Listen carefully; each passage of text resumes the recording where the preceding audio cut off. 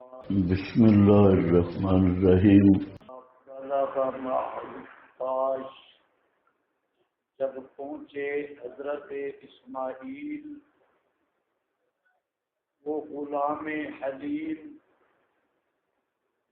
حضرت کے ساتھ آپ السعی کام کاج کرنے کے عمر کو قال یا بنیا کہا اے میرے بیٹے انی ارا فی المنام میں دیکھتا ہوں نیند میں انی اذبح کا کہ میں آپ کو ذبح کرنے لگا ہوں فانظر ماذا ترى بس سوچ تو کیا رائے ہے تیری ماذا ترى قال یا ابت عرض کی اس غلام حلیم نے یا ابت اے میرے ابا جان افعل در گزر بلا تعمل ما تؤمر جس چیز کا تجھے حکم ہوا ستجدنی انشاء اللہ من الصابرین آئے گا تو مجھے اگر اللہ نے چاہا من الصابرین ضبط کرنے والوں سے۔ یہاں سے علماء نے ارا فی المنام سے قانون اور ضابطہ لکھا ہے کہ رؤی الانبیاء وحی، کہ انبیاء کا جو خواب ہوتا ہے یہ بھی وحی کا درجہ رکھتا ہے، اور یہ خصوصیت ہے انبیاء کرام کی۔ انبیاء کے علاوہ کسی کا خواب شرعی حجت نہیں۔ انبیاء کا خواب اسی طرح قطعی ہے جس طرح عالم بیداری میں انبیاء پر آنے والا پیغام وحی والا وہ قطعی ہوتا ہے۔ اس لیے یہاں پر امام قرطبی، جساس رازی اور صاحب روح المعانی دیگر حضرات کی ملتی جلتی عبارت ہے کہ رؤی الانبیاء وحی، قانون ذکر کیا کہ انبیاء کا خواب یہ وحی ہوتا ہے اور یہ قطعی ہوتا ہے، ایک بات۔ اور دوسری بات کہ غیر انبیاء کا خواب وہ شریعت میں کوئی حجت نہیں، کوئی دلیل نہیں۔ یہاں پر ایک اشکال ہے، حالانکہ یہ پوری امت کے نزدیک مسلمہ چیز ہے کہ غیر انبیاء کے خواب کی 3 قسمیں ہیں۔ بعض نے 4 بنائی ہے غیر انبیاء کے خواب کی، تفصیل کروں گا سورہ یوسف میں، لیکن جہاں صرف اشارہ کر رہا ہوں کہ ایک تو خواب ہوتا ہے حدیث النفس، حدیث النفس، اور نمبر 2 تصویل شیطانی، اور نمبر 3 القاء ربانی، الہام ربانی۔ یہ حدیث النفس اس کے ساتھ کی قسم اضغاث و احلام بھی ہے۔ حدیث النفس تو وہ خواب ہے کہ دن میں ایک طالب علم ہے، اکثر کان پکڑا کرتا ہے، رات کو ساتھ دیکھتا ہے کہ کان پکڑے ہوئے ہوں۔ اسی طرح دن میں جو چیزیں سوچتا ہے رات کو وہ خواب میں دیکھتا ہے۔ یہ ہے حدیث النفس، اور وہی اپنے نفس کے خیالات جس کو کسی سے اضغاث احلام میں، اگر گائے کا گوشت آدمی کھائے یا اونٹ کا تو بڑے خواب نظر آتے ہیں زبردست۔ گائے اور اونٹ کا کیونکہ معدے پر وزن ہوتا ہے تو جب میدا گڑبڑ ہو تو بڑے خواب آتے ہیں. تو اور کبھی اونٹ پیچھے لگ گیا ہوتا ہے، کبھی کوئی چیز، کبھی ٹرک، کبھی کچھ. تو یہ بھی ہوتی ہے اضغاث احلام، پراگندہ خیال. تو اس کی کوئی تعبیر نہیں ہوتی. اور دوسرا تصویل شیطانی، شیطان کی تصویر اور پروگرام جو آپ پڑھ رہے ہیں قیضنا لہم قرانا کی تفسیر میں، کہ شیطان گمراہ کرنے کے لیے کبھی بزرگوں کی شکل میں آتا ہے، میں حضرت سلطان بہو اور حضرت عبد القادر ہوں فلاں، میرے نام کی نظر نیاز دے. کبھی آتا ہے او فلانی جگہ پہ میرا قبر ہے اور میں دفن ہوں، آپ اٹھیں میرا بیٹا میرا مزار بنائیں.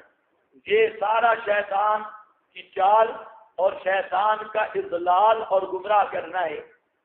اور تیسرا خواب ہوتا ہے القاء من الرحمن، اللہ تعالیٰ کی طرف سے القاء اور الہام. لیکن اس خواب کے لیے تعبیر صحیح کا معلوم کرنا چاہیے. خواب اپنے اصل پہ نہیں ہوتا، بلکہ خواب کے لیے تعبیر چاہیے معبر کی.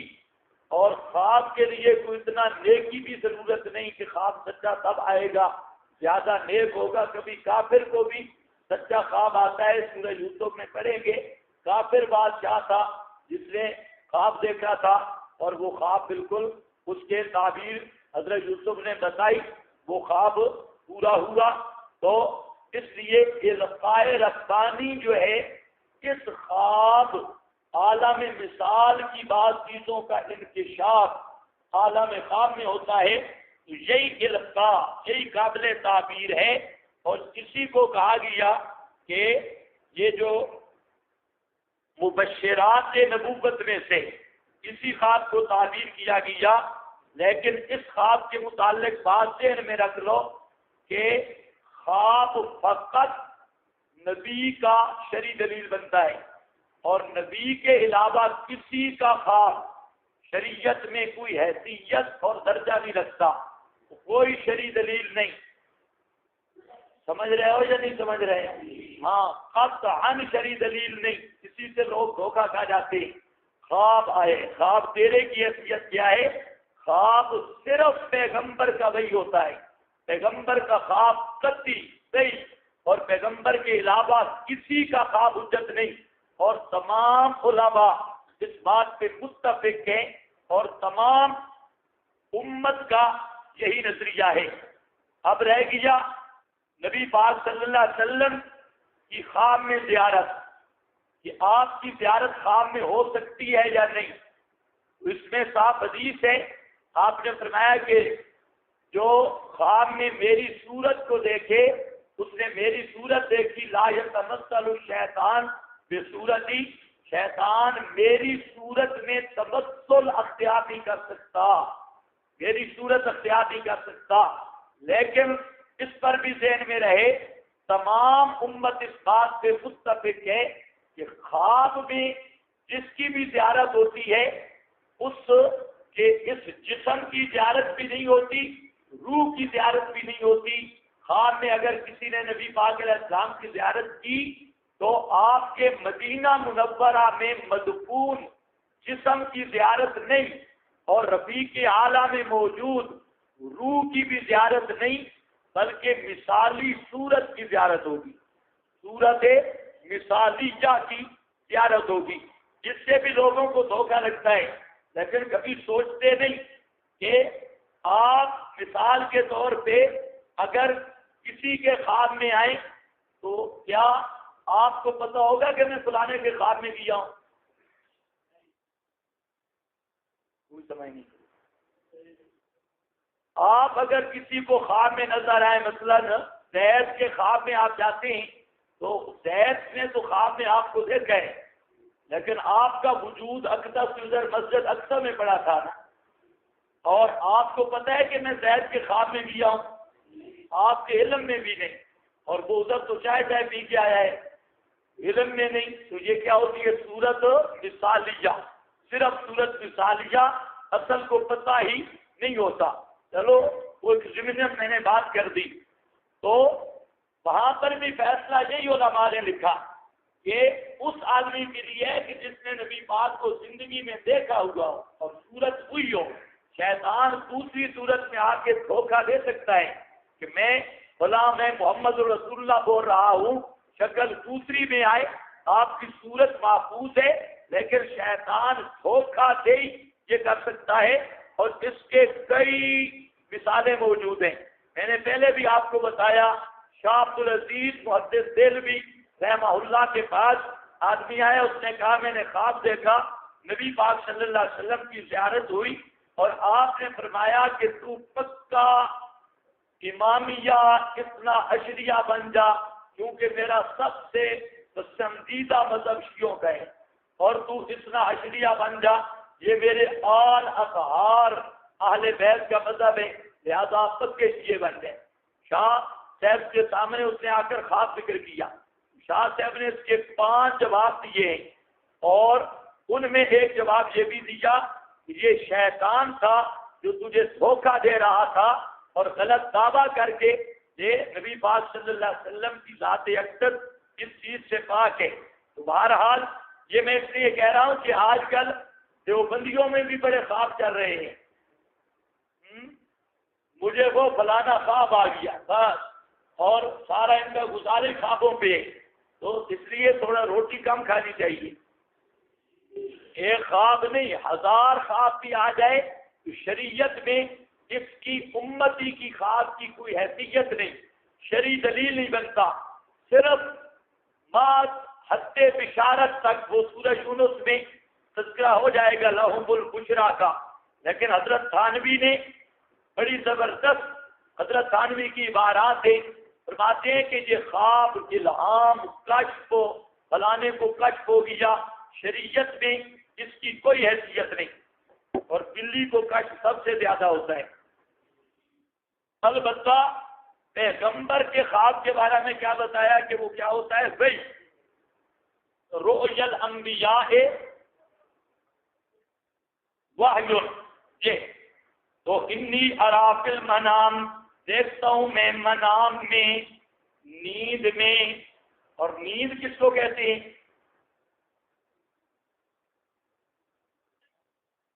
آپ کو پتہ ہے نیند ہے یا نیند میں ہے؟ منام کس کو کہتے ہیں؟ نیند.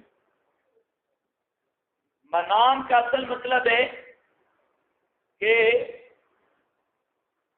نفس ناطقہ کا عالم حس سے بے خبر ہونا اور عالم مثال کی طرف متوجہ ہونا. نوم کا اصل ہی مقصد ہے. نفس ناطقہ اس سائڈ میں اس کی روشنی ختم عالم حس اور دنیا میں، اور اس کی توجہ ہوتی ہے عالم مثال کی طرف. نیند آتی تب ہے کہ دنیا کا پتہ نہ ہو. اگر دنیا کا پتہ ہو تو اب آپ مجھے دیکھ رہے ہیں تو کیا کہیں گے؟ آپ سو رہے ہیں.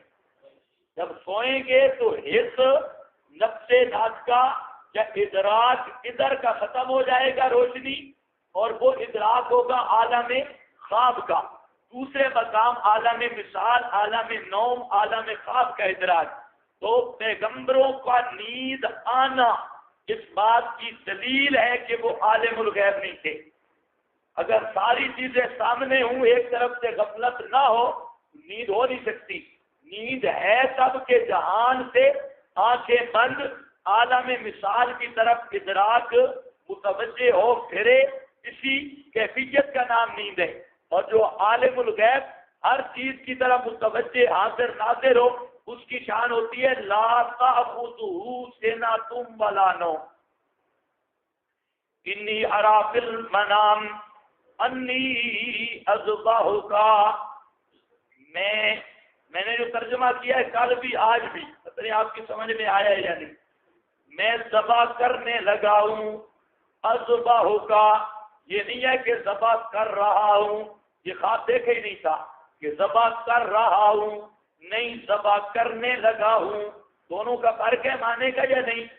ذبح کر رہا ہوں یا ذبح کرنے لگا ہوں. فانظر ماذا ترى، سوچ تو ماذا ترى کیا رائے ہے تیری؟ یہ کیوں پوچھا؟ صرف تسکین قلب اسماعیل کے لیے، حضرت اسماعیل کے دل کی تسکین و اطمینان کے لیے پوچھا، ورنہ وہ منع بھی کرتے تو حضرت ابراہیم علیہ السلام اپنے اس خواب پہ ضرور عمل کرتے۔ قال یا ابت، عرض کی اے میرے ابا جان، افعل ما تؤمر، افعل، کر گزر وہ جو تجھے حکم ہو رہا ہے، ستجدنی انشاء اللہ من الصابرین، پائے گا تو مجھے انشاء اللہ، یہ بطور تبرک کے کہا، من الصابرین، صبر کرنے والوں سے، ثابت کرنے والوں سے، بس یہ طے ہو گیا۔ حضرت ابراہیم نے 3 مرتبہ یہ خواب دیکھا، بعض روایات میں ہے، واللہ عالم۔ تو حضرت ابراہیم نے حضرت اسماعیل کو ساتھ لیا۔ مفسرین کرام لکھتے ہیں کہ حضرت وہاں سے چلے اور مقام قربانی کی طرف چھری ہاتھ میں لی اور بیٹے کو بھی ساتھ لیا، گھر سے چلے تو شیطان بے ایمان، اس نے دیکھا بھئی آج تو کام گڑبڑ ہو گیا، اگر اسماعیل ذبح ہوتا ہے نا، یہ تو خلت ابراہیمی کا وہ مقام ظاہر ہوگا کہ جس کا پھر کسی طرح بھی داغدار نہیں کیا جا سکتا۔ شیطان بڑا بے ایمان تھا، شیطان کو حضرت ابراہیم نے صحیح ضربے لگائی ہوئی تھی اور شروع کیا تھا ما لا یسمع۔ شیطان کو سب سے بڑی تکلیف ہوتی ہے سماع کی نفی کرنے سے۔ ہاں، سب سے شیطان کا جو گھر برباد ہوتا ہے کہ جب ابتدا یہ سنتے ہی کوئی نہیں تھے، آگے کیا ہوگا؟ ما لا یسمع۔ حضرت ابراہیم نے کوئی ضربیں لگائی ہوئی تھی، اس لیے اب آیا حضرت ہاجرہ کے پاس، ہے بڑا بزرگ بن کے، اور کہتا ہے کہ آپ کو پتہ ہے، یہ آپ کو کسی نے بتایا آج اسماعیل نظر نہیں آ رہا اور حضرت صاحب بھی نہیں ہے۔ حضرت حاضرہ نے کہا کہ وہ ابھی باہر گئے ہیں، واپس آ جائیں گے۔ اس نے کہا آپ کو پتہ نہیں، یہ ابھی اگر بیٹے کو بچانا ہے بچا لے، تیرا بیٹا ذبح ہونے کے لیے جا رہا ہے۔ پھر کہا باپ بھی کبھی بیٹوں کو ذبح کرتے ہیں؟ اس نے کہا ہاں، اللہ کا حکم آ گیا ہے ذبح کریں۔ حضرت حاجرہ نے کہا پھر کوئی مسئلہ نہیں، اللہ کا حکم آ گیا ہے، جتنے اسماعیل چلے جائے کوئی پرواہ نہیں۔ خیر، ادھر سے یہ بے ایمان ناکام ہو کر آیا حضرت اسماعیل کے پاس، اور انسانی شکل میں، پیر کی شکل میں، کہتا ہے بزرگوں آپ کو پتہ ہے والد صاحب کدھر لے جا رہے ہیں؟ کہتا ہے کدھر؟ کہتے ہیں آپ کو ذبح کرنے کے لیے۔ تو حضرت اسماعیل نے کہا مجھے پتہ ہے، تو ذبح ہو جا، تو اپنی خیر خواہی اپنے پاس رکھ۔ پھر آیا حضرت ابراہیم کے پاس اور 3 دفعہ شیطان سامنے آیا، روایات میں اسی طرح ہے، 3 دفعہ حضرت ابراہیم علیہ السلام نے 3 کنکر مارے، 3 کنکر۔ یہی ترغیب دے رہا تھا کہ اے ایسا چاند سا بیٹا ذبح کر رہے ہو، ایسے بیٹے نہیں ملتے، پتہ نہیں وہ خواب تو نے دیکھا ہے، ہو سکتا ہے وہ شیطانی وسوسہ ہو۔ یہ شیطان خود کہہ رہا ہے جو تو نے خواب دیکھا ہے، ہو سکتا ہے وہ شیطانی وسوسہ ہو۔ خواب کی بنیاد پر بھی بیٹے کو ذبح کیا جاتا ہے۔ حضرت نے وہاں پر شیطان پر سنگ باری کی، اور وہ سنگ باری ایسی بنی کہ آج تک حاجی وہاں جو کنکر بیٹھتا ہے نا تو تکلیف شیطان کو ہوتی ہے، پورا اس کو ڈنڈا پڑتا ہے۔ وہ 3 جمرات حج، یہ وہی مقام ہے جس پر شیطان بار بار حملہ آور ہو رہا تھا۔ بہرحال یہ، اور فلما اسلما، پس جب اسلما تل گئے، اردو میں مانا تل گئے، حضرت شاہ عبد القادر نے بھی یہی مانا کیا، جب تل گئے، تل جانے کا مطلب بالکل تیار ہو گئے، حضرت ابراہیم علیہ السلام اور حضرت اسماعیل، وَطَلَّهُ لِلْجَبِينِ، اور لٹایا حضرت اسماعیل کو للجبین، کروٹ کے بل، کروٹ پر لٹا دیا، ذبح کرنے کے لیے فَنَادَيْنَاهُ أَن يَا إِبْرَاهِيمُ نَادَيْنَاهُ جہاں پر جو قصے بیان کیے جاتے ہیں نا مفسرین نے بھی لکھے ہیں اور وہ آپ کی وجہ سے تقریریں زبردست بنتی ہیں. اچھی کمپوٹیشن لکھا ہے کہ حضرت اسماعیل نے پہلے کہا میرے ہاتھ باندھ دو پاؤں باندھ دو تاکہ میں اگر حرکت کروں تو میرا خون کے قطرے آپ پر نہ گریں تو اس لیے میرے ہاتھ پاؤں باندھو. حضرت ابراہیم نے ہاتھ پاؤں باندھ دیے. پھر کہا کہ میرے ابا میرا چہرہ نیچے کر دے کیونکہ آپ کی نظریں میرے چہرے پہ پڑیں گی تو رحم نہ آ جائے. حضرت اسماعیل کا چہرہ نیچے کر دیا گیا. پھر حضرت ابراہیم نے اپنی آنکھوں پہ پٹی باندھی. یہ پٹی بھی تقریباً ہاتھ تفسیر میں چل رہی ہے. پٹی باندھی تاکہ میں نظر نہ دیکھ نہ سکوں. اور پٹی باندھنے کے بعد حضرت ابراہیم نے چھری رکھی اور چھری پورے زور سے چھری چلانی شروع کی.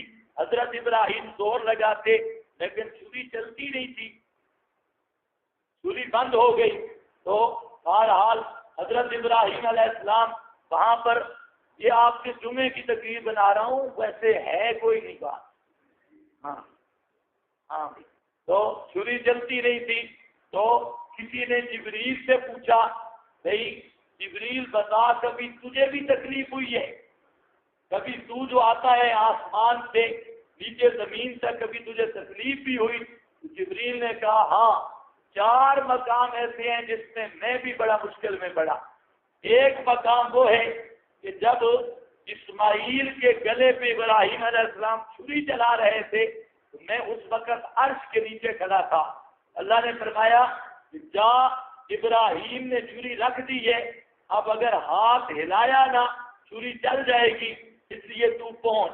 تو کہتا ہے میں اتنا جلدی پہنچا, اتنا جنت میں سے دمبا اٹھایا اور دمبا اٹھا کے حضرت ابراہیم ابھی چھری چلانے والے تھے, میں نے وہ حضرت کی گردن نیچے سے نکال دی اور دمبا رکھ دیا.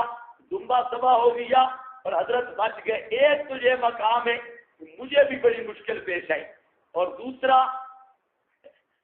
دوسرا مقام وہ ہے جو میں گم ہو یا مشکل پیش آئی جب خود بھی نبی پاک علیہ السلام کے دندان مبارک شہید ہوئے.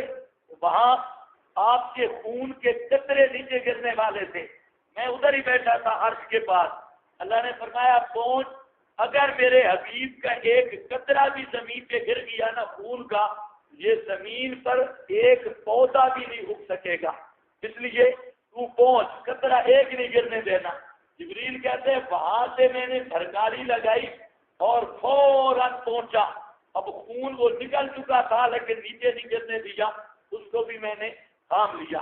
اور اسی طریقہ 2-4 گپیں اور بھی ہیں, یہ اس کی کوئی سند نہیں. اچھا مطلب ہے میں جھوٹ سے آپ واقع تھے.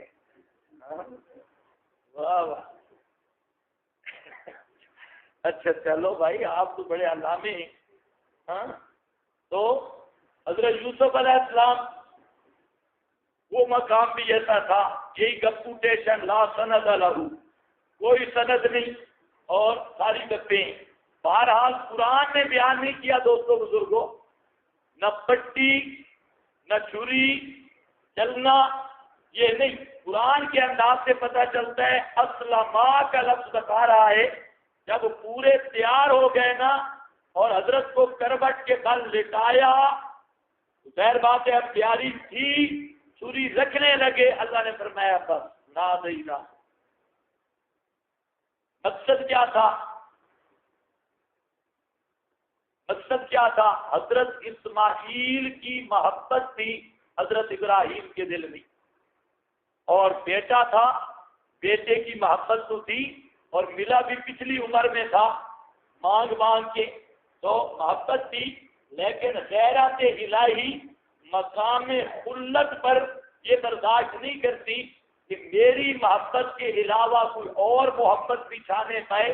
اس لیے اللہ نے جو چیز ذبح کرانی تھی وہ یہی کہ اسماعیل کو جدا کر کے جب چھری سامنے آئی اللہ نے فرمایا قد صدقت الرؤیا جو اندر والا معاملہ تھا وہ حل ہو گیا ہے۔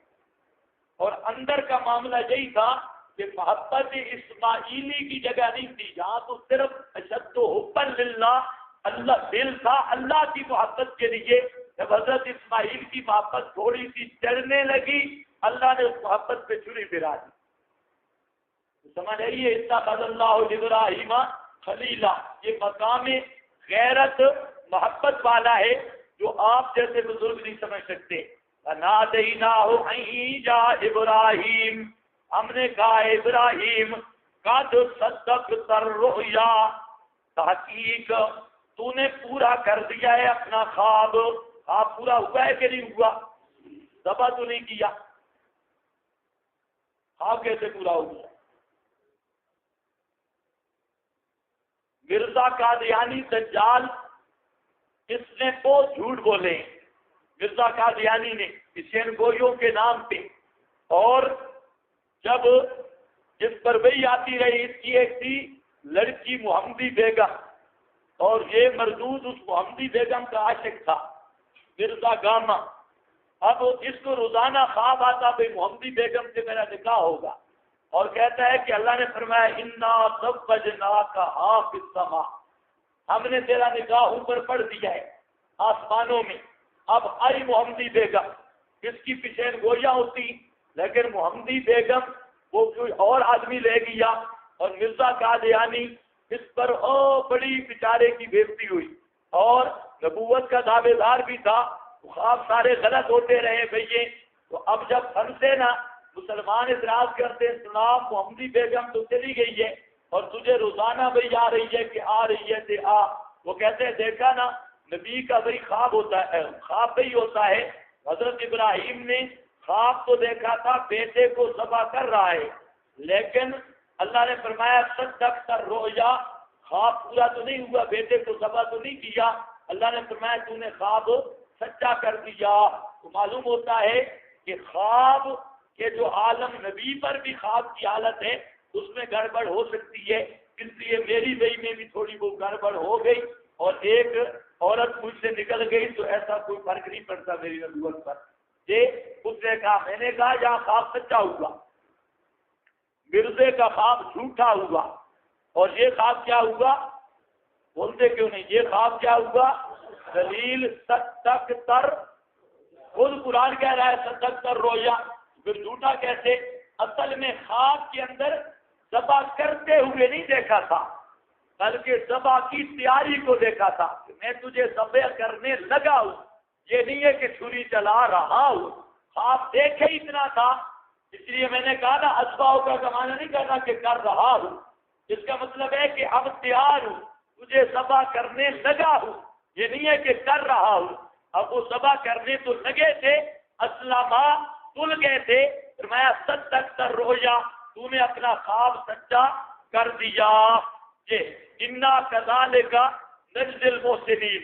اب نیچے یہ بھی لکھا ہے آپ کے پاس، ہمیں اس عبارت کی نکالنے کی تقدیر پر کوئی ضرورت نہیں، جو آپ کے پاس ہے۔ تو دوستوں بزرگوں، اصل مسئلہ کیا ہے؟ نیچے لکھا ہے اب یہ حکم منسوخ ہے، اس کو چھوڑ دو، لیکن میں نے جو توجیہ کی ہے اس پر اس عبارت نکالنے کی ضرورت ہی نہیں رہتی۔ اللہ کرے آپ کو سمجھ آ گئی ہو، ہاں، ورنہ یہ عبارت ماننی پڑے گی اللہ نے ذبح کا حکم دیا اور پھر اس پہ عمل سے پہلے اللہ نے وہ حکم منسوخ کر دیا، اور یہ ہو سکتا ہے اللہ نے 50 نمازوں کا حکم دیا اور 45 نمازوں کا حکم عمل سے پہلے منسوخ کر دیا۔ ایک مستقل مسئلہ ہے اہل سنت کا اور معتزلہ کا کہ حکم کے بعد نسخ ہو سکتا ہے قبل التعمیل یا نہیں۔ ایک حکم آ گیا شرعی، اس پر عمل ہوا ہی نہیں، عمل کرنے سے پہلے نسخ جائز ہے یا نہیں؟ اہل سنت کے ہاں جائز ہے، معتزلہ کے ہاں جائز نہیں۔ اس لیے جساس راضی وغیرہ جو فقہی مفسرین ہیں اس مقام پر انہوں نے بھی یہی کہا کہ پہلے ذبح کرنے کا حکم تھا کہ ذبح کرو، ابھی ذبح ہوئے نہیں اور پہلا حکم منسوخ ہو گیا۔ یہ اہل سنت کی دلیل ہو گئی۔ نسخ قبل التعمیل پر، نص قبل التعمیل پر، یہ ایک بات ٹیڑھی ہے، لیکن میں کہتا ہوں اس بات کی ہمیں تو کوئی ضرورت نہیں، ہم نے معنی وہ کر دیا اذبحو کا، میں ذبح کرنے لگا ہوں، تیاری کر رہا ہوں، فانظر ماذا تری، یہ اشکال تب ہوتا کہ معنی ہوتا کہ میں ذبح بالفعل کر رہا ہوں یا کر چکا ہوں، وہ معنی ہی نہیں، جب معنی نہیں تو صدقت الرؤیا، جو چیز خواب میں دیکھی تھی، تیاری ذبح کوئی عالم بیداری میں نفس الامر میں دیکھی تو یہ ہو گیا صدقت الرؤیا، وہ خواب نفس الامر کے مطابق ہو گیا، یہ اس میں ہمیں ناسخ شاسخ کی کوئی ضرورت نہیں۔ انا کذالک، اسی طرح ہم نجزی المحسنین، اسی طرح ہم انا کذالک، اسی طرح، کیا مطلب؟ بھاری حکم دے کر کامیاب کر کے اجر دیتے ہیں دل سے نیکی کرنے والوں کو۔ ہماری آزمائشیں یوں ہوا کرتی ہیں، حکم بھی معمولی نہیں، بیٹے کو تباہ کرنے کا حکم، اور نجزی المحسنین، جو دل سے نیک ہوتے ہیں پھر چھڑا اچھا، تو ان کو ایسے امتحان میں ڈالا جاتا ہے۔ ان ھذا، اب ذرا سوچتے آؤ، اگر حضرت ابراہیم کو پتا ہوتا کہ حضرت اسماعیل کے ذبح کا ایسے حکم ہے، حضرت اسماعیل ذبح ہو نہیں سکتے، تو پھر اسلم وصلہ للجبین، یہ کمال بنتا ہے؟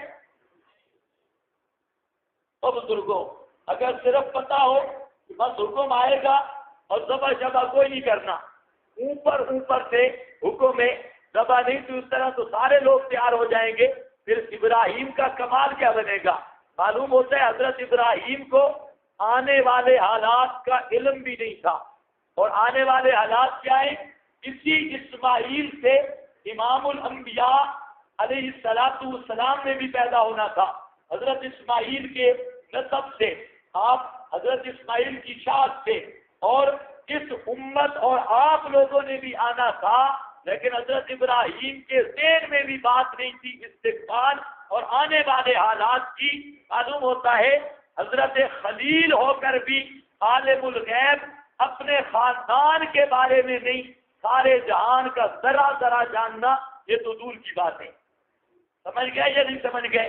ہاں، یہ انا کذالک نجزی المحسنین ان ھذا لہو البلاء المبین، بے شک ھذا، یہ جو واقعہ ہے، لہوا، البتہ یہ البلاء المبین، بہت بڑا واضح امتحان تھا، بڑی آزمائش تھی، ففدیناہ، ہم نے فدیہ دے دیا، چھڑا لیا ہم نے اسماعیل کو، بذبح، 60 قربانی، عظیم، بڑی سے، ہاں مانا اس طرح کرنا ہے، فدیناہ، چھڑا لیا ہم نے اسماعیل کو، 60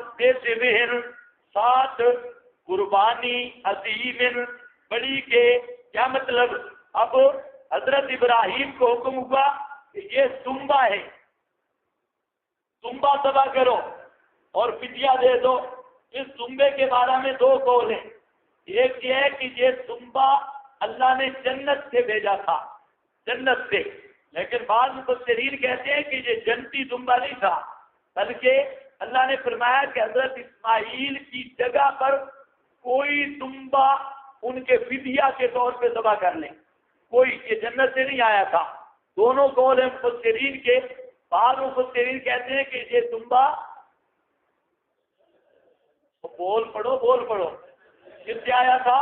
جنت سے، اور بعض محققین کہتے ہیں کہ یہ جنتی دمبا نہیں تھا، بلکہ یہ عام دمبا تھا، اور جس کو بطور فدیہ کے حضرت ابراہیم کو حکم ہوا کہ بیٹے کی جگہ پہ اس کو ذبح کر لے، ففدینا بذبح عظیم، اور ذبح عظیم کیوں کہا؟ یہ یا تو یہ عظیم الجثہ تھا، بہت بڑا دمبا تھا، یا کیا تھا؟ عظیم القیمہ، عظیم، اس کی قیمت بڑی تھی، یا اگر خریدا ہو تو، یہ ان کے قول پہ ہے اگر وہ دمبا خرید کے ذبح کیا ہے نا، زمین والا دمبا، آسمانوں والا دمبا نہیں، وہ دمبا ٹھیک ٹھاک کھڑا تھا اور اس کا تھا بھی بھاری قیمت والا، اور بعض نے جو کہا جنت سے آیا تھا، وہ عظیم کا معنی کرتے عظیم القدر، وہ دمبا جو تھا وہ اپنی قیمت اور قدر کے اعتبار سے بڑا تھا کیونکہ وہ جنت سے آیا۔ اب یہ قول مل گیا نا جنت سے دمبا آیا، آپ مفسرین پیچھے لگے وہ دمبا جنت میں کیسے گیا تھا، دمبا جنت میں کیسے تھا، اس پر بات شروع ہو گئی ایسے اٹکل پچو۔ پھر بات نہ بنی تو کہتے ہیں وہ حابیل نے جو قربانی دی تھی، وہ حابیل شہید نے اس والا دمبا جو تھا نا، وہ دمبا اللہ نے جنت میں بھیج دیا تھا۔ پھر اشکال ہوا تو وہ تو جلا گئی تھی آگ، کہتے اوپر سے جلا تھا، اندر سے موجود تھا، اور وہی جنت میں وہ باغوں میں پلتا رہا، عظیم وہ بڑا دمبا بن گیا، جنت کے پھل کھا کے عظیم بن گیا۔ خدا تمہیں ہدایت کرے کس دمبے کے پیچھے پڑے ہو۔